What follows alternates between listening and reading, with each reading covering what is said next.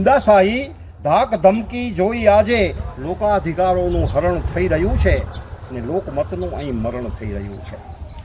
સત્તા મેળવવા સત્તાધીશો થયા પાગલ.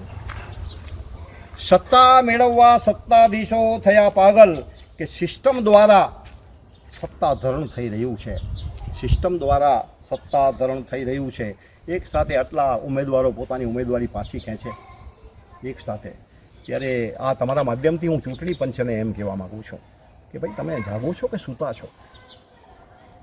અને એક જ પક્ષની ફેવરમાં આટલા બધા જે બધા ઉમેદવારો છે એ ઉમેદવારી પાછી ખેંચે એટલે મેં લખ્યું છે. સમગ્ર કચ્છ જિલ્લામાં સ્થાનિક સ્વરાજ્યની ચૂંટણીને લઈને તમામ પક્ષ વચ્ચે ભારે ગરમાવો જોવા મળી રહ્યો છે અને તમામ પક્ષ દ્વારા એડી ચોટીનું જોર લગાવી પ્રચાર પ્રસાર પણ પૂરજોશમાં શરૂ કરી દેવામાં આવ્યો છે. તેવામાં ગાંધીધામની જો વાત કરવામાં આવે તો ગાંધીધામમાં ભારતીય જનતા પાર્ટીએ ગઈકાલે જ સંકલ્પ પત્ર રજૂ કર્યો હતો અને એ માટે માલતીબેન મહેશ્વરીએ વાતચીત કરતા જણાવ્યું હતું કે ગાંધીધામમાં 135 કરોડના ગ્રીન રિંગ રોડ, 18 કરોડના મોડલ ફાયર સ્ટેશન અને પીપીપી મોડલ પર નવા બસ પોર્ટ જેવા પ્રોજેક્ટ્સ દ્વારા શહેરની કાયા પલટ થવા જઈ રહી છે. પરંતુ અમારા કચ્છકેરી ટીવી ન્યૂઝની ટીમ દ્વારા જ્યારે ગાંધીધામના ખૂણા ખાંચરાની મુલાકાત લેવામાં આવી ત્યારે જાણવા મળ્યું કે ગાંધીધામનું ચિત્ર તો કંઈક અલગ જ જોવા મળી રહ્યું છે. આપ આ દ્રશ્ય પરથી જોઈ શકો છો કે શહેરમાં કેટલી બધી ગંદકી છે. તો શહેરમાં હજી પણ કેટલાય એવા રસ્તાઓ છે કે જ્યાં ગટરના ગંદા પાણી વહી રહ્યા છે. આપ આ ડગલા પરથી જોઈ શકો છો કે કદાચ ગાંધીધામમાં સ્વચ્છતાના નામે શૂન્ય હોઈ શકે છે. હા, કદાચ એવું પણ બની શકે કે જ્યાં મોટા મોટા વિસ્તારો હોય, જ્યાં કોઈ મોટા રાજકીય નેતાઓ વસવાટ કરતા હોય તે વિસ્તારમાં ચોક્કસપણે સફાઈ હોય, પરંતુ આ ગાંધીધામના જ દ્રશ્ય છે કે આ વિસ્તારમાં સફાઈ ક્યાંય પણ જોવા નથી મળતી, બલ્કિ મોટા મોટા કચરાના ઢગલાઓ જોવા મળી રહ્યા છે.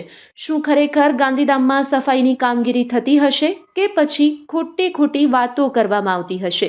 એક તરફ ગાંધીધામને સ્માર્ટ સિટી બનાવવાના પ્રોજેક્ટની વાત થઈ રહી છે, તો બીજી તરફ આજે સફાઈના નામે ગંદકી પડી છે તે ગાંધીધામના નેતાઓની પોલ ખોલી નાખે છે. આવો જોઈએ શું છે સમગ્ર બાબત. આપણને સૌને ખ્યાલ છે કે આઝાદી પછી બનેલું આપણું આ શહેર જ્યારે નગરમાંથી મહાનગર બન્યું હોય ત્યારે સ્વાભાવિક છે લોકોની અપેક્ષાઓ પણ હોય ને લોકોની આકાંક્ષાઓ હોય. મને સર્વેને કહેતા આનંદ થાય છે કે 1/1/2025 રોજ મહાનગરનું અમલીકરણ થતાની સાથે જ મહાનગરના દરેક વિસ્તારમાં, દરેક ક્ષેત્રમાં, એ ડ્રેનેજની વાત હોય, વોટરની વાત હોય, સ્ટોમ વોટરની વાત હોય, એ વોટર હાર્વેસ્ટિંગ માટેની વ્યવસ્થા હોય, રોડ રસ્તાના બ્યુટિફિકેશનની વ્યવસ્થાઓ હોય, સ્વચ્છતા માટેની વ્યવસ્થા હોય, શાક માર્કેટ બનાવવાની વાત હોય, આ લાઇબ્રેરી બનાવવાની વાત હોય, આવી અઢળક સુવિધાઓ સાથે મહાનગરનું કાર્ય એ આગળ ચાલુ થઈ ગયું છે અને ટકી રહ્યું છે. જ્યારે 26 તારીખે ઇલેક્શન યોજાવા જઈ રહ્યું છે ત્યારે સમગ્ર નગરજનો જે આપણા મહાનગરનું આપણું સંકલ્પ છે કે જે દિશામાં આપણે આપણા ગાંધીધામને લઈ જવાનું છે, એક વિકસિત ગાંધીધામ ટૂંક સમયમાં સારી રીતે અને સુવિધા સાથે જ્યારે બનાવવાનું છે, એ દિશામાં કાર્ય કરવાનું છે, એ સંકલ્પ સાથે ભારતીય જનતા પાર્ટીની ટીમ આ સંકલ્પ પત્ર સાથે લોકોની વચ્ચે આવ્યા છે. ગુંડાશાહી ધાક ધમકી જોઈ આજે લોકાધિકારોનું હરણ થઈ રહ્યું છે અને લોકમતનું અહીં મરણ થઈ રહ્યું છે. સત્તા મેળવવા સત્તાધીશો થયા પાગલ. સત્તા મેળવવા સત્તાધીશો થયા પાગલ કે સિસ્ટમ દ્વારા સત્તાધરણ થઈ રહ્યું છે. સિસ્ટમ દ્વારા સત્તાધરણ થઈ રહ્યું છે.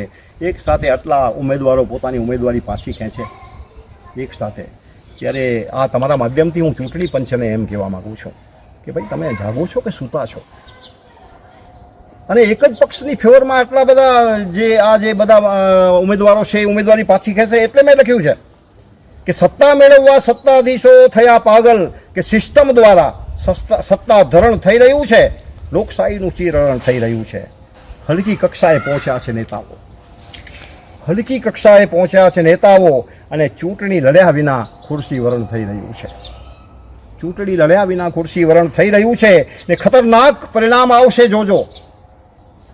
મક્તાનું શેર છે કવિની ભાષામાં. ખતરનાક પરિણામ આવશે જોજો કે કાંત ના શબ્દોનું અવતરણ થઈ રહ્યું છે, કાંતના શબ્દોનું અવતરણ થઈ રહ્યું છે, લોકશાહીનું ચીરહરણ થઈ રહ્યું છે, લોકમતનું અહીં મરણ થઈ રહ્યું છે. બાકી નગરપાલિકાએ જે કરવાનું